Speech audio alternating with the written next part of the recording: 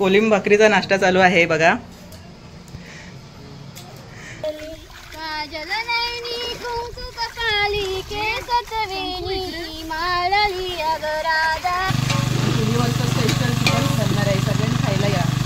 इथे लावणी भात लावणीच्या वेळेला खेकड्याचं पिल्लू मिळाले बघा। उभे आहेत, शेतामध्ये मिळतात पावसाच्या वेळी।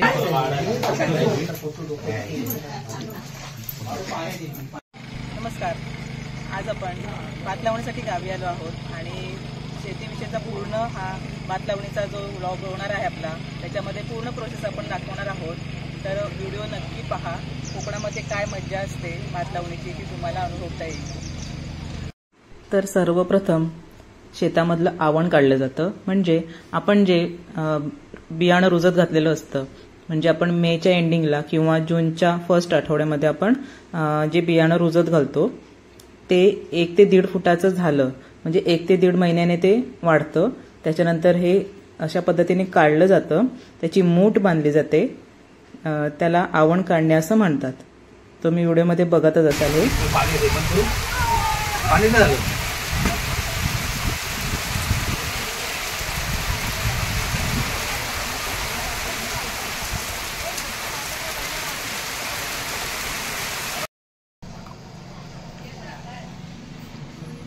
कोलिम भाकरीचा नाश्ता चालू आहे बघा।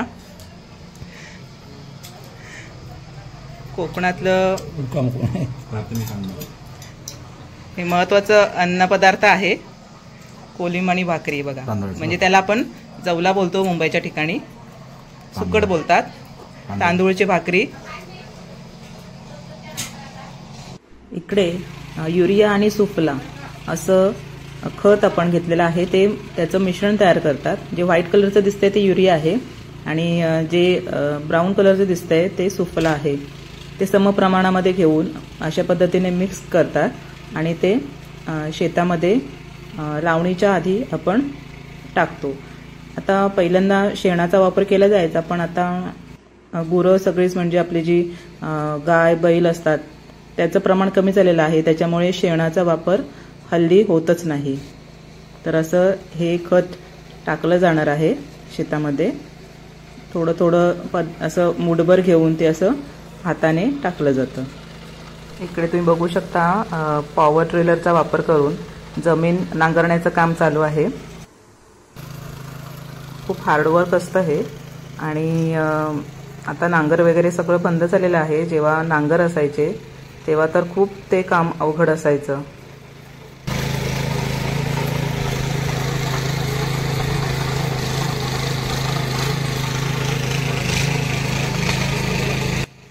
आता इथे जे मुठी आपण बांधून ठेवलेले आहेत, जे आवण आहे ते देण्याचं काम चालू आहे, कारण जे ते भात लावतात त्या ठिकाणी आधी पूर्ण चिखल करून घेतला जातो, त्यामुळे ते एका साईडलाच असतं जे भात आपण जे मुठी बांधलेले असतात त्यानंतर आपण तिकडे जाऊन प्रोव्हाइड करतो त्यांना।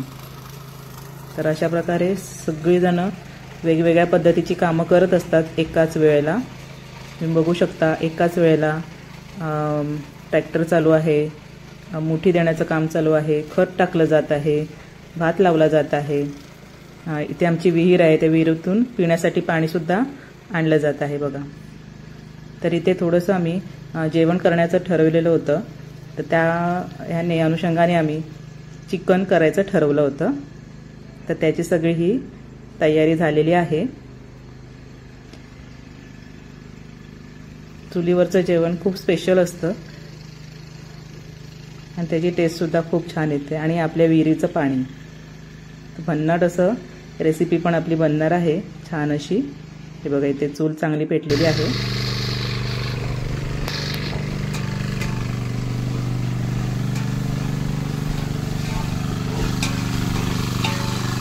आपण इकडे चिकन बनवतोय, जे आपण आता दुपारच्या जेवणासाठी महिलांसाठी करणार आहोत। ते आपल्याकडे भात लावायला आलेले आहे।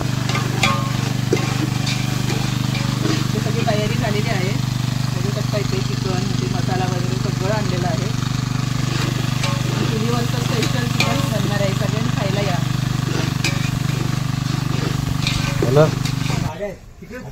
इथे लावणी भात लावणीच्या वेळेला खेकड्याचं पिल्लू मिळाले बघा छोटंसं, त्याला आम्ही आता सोडून देणार आहे।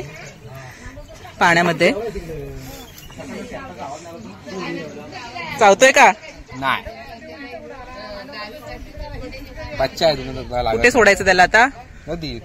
चल आता आपण याला इथे पाण्यामध्ये सोडायचं आहे. त्याची आई पण त्याची वाट बघत असणार. पिल्लू आहे छोटस. बाय. गेला.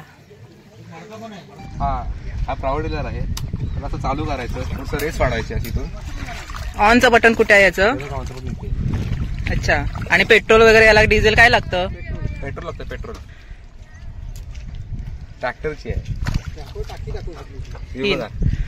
अच्छा. आणि याला कसं चालू कसं करतात त्याचं हे?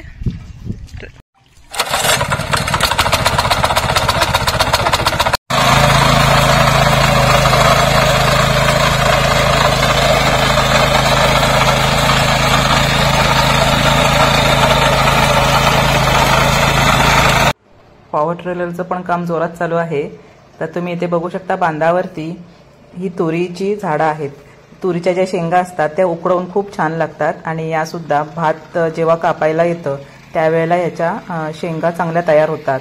खूप छान लागतात त्याच्या शेंगा. प्रत्येक बांधावरती तुम्हाला कोकणामध्ये ही तुरीची झाडं दिसणारच. आणि काही नाही, ते फक्त आपण रुजत घातलं की ते आपोआप उगून भात कापणीपर्यंत त्या शेंगा व्यवस्थित तयार होतात आणि खायला सुद्धा खूप छान लागतात. तर इथे बघू शकता आपली सगळी माणसं एकजूट होऊन काम करत आहेत. मुठी देण्याचं काम चालू आहे. इथे सुद्धा भात लावणीच्या वेळेला असं गवत उगवलेलं असतं साईडने बांधावरती वगैरे. तर हे स्वच्छ करायचं काम आधी करण्यात येतं, त्यानंतरच भात लावला जातो. हे बघा, सगळ्या महिला पहिल्यांदा हे जे सोंडा आहे तो स्वच्छ करून घेत आहेत, जेणेकरून भात लावताना काही प्रॉब्लेम येऊ नये किंवा ते अडकू नये तिथे त्या जमिनीमध्ये, म्हणून ही स्वच्छता केली जाते. बघा, पुन्हा ते गवत येत नाही त्याच्यामध्ये.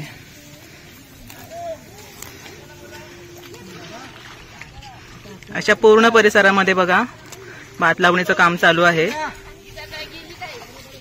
भात लावणीच्या वेळेला विशेषतः महिला खूप छान अशी पारंपरिक जी गाणी असतात भात लावणीची ती गाऊन मनोरंजन सुद्धा करत असतात. तर त्या गाण्यांना सुद्धा काहीतरी एक छान अर्थ असतो दडलेल्या त्या गाण्यांमध्ये.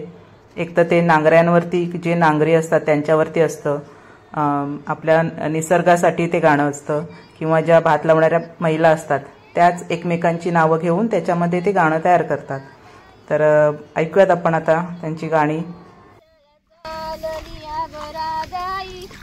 मथुरीच्या बाजाराला चालली, काजल नैनी कुंकू कपाळी, केसात वेणी माळली अगरादाई. मथुरीच्या बाजाराला चालली अगरादाई, मथुरीच्या बाजाराला चालली. बकरीच्या दुधाची माठ घेऊन चालली बाजारी अगरादाई. मथुरीच्या बाजाराला चालली अगरादाई. बाईचा डोंगरी वाडा बल्लारी, बल्लारी दादा. बाईचा डोंगरी वाडा बल्लोरे, बल्लोरे दादा. बाईचा डोंगरी वाडा बल्लोरे, बल्लोरी दादा. बाईचा डोंगरी वाडा बल्लोरे, बल्लोरी दादा. वाड्याला खिडकी बारा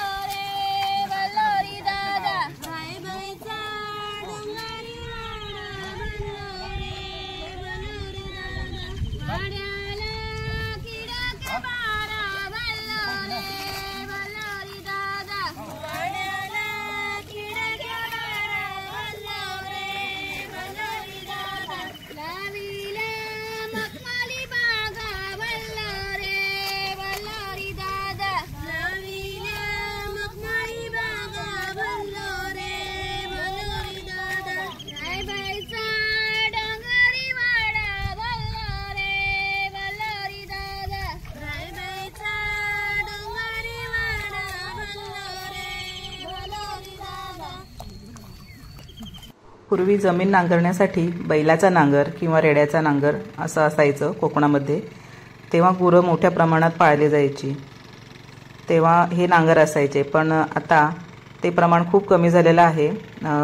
खूपशी माणसं आपल्या पुणे मुंबईला शहरी भागामध्ये गेलेली आहेत, त्यामुळे जी नवीन पिढी आहे ती पूर्णपणे शहरी भागामध्ये शिफ्ट होत आहे.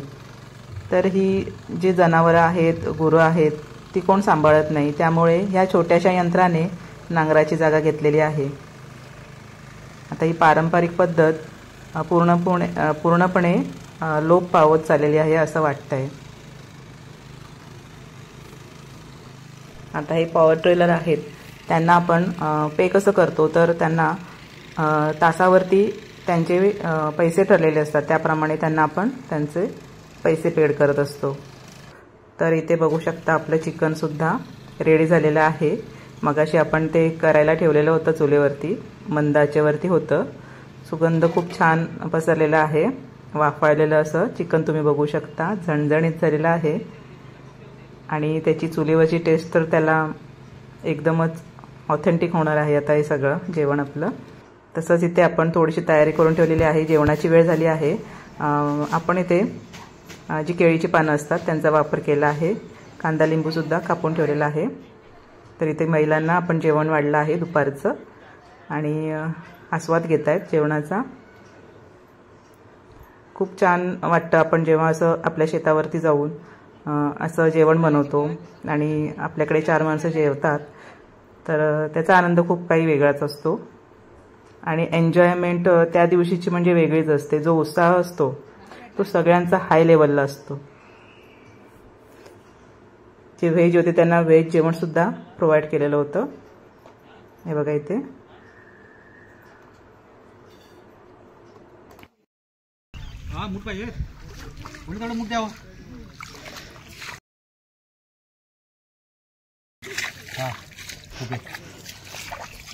हे बघा, हे खुबे आहेत, शेतामध्ये मिळतात पावसाच्या वेळी.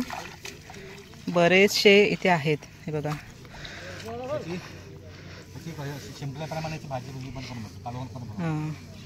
शिंपल्यांप्रमाणे याची भाजी सुद्धा केली जाते. हे बघा, खूप आहेत शेतामध्ये.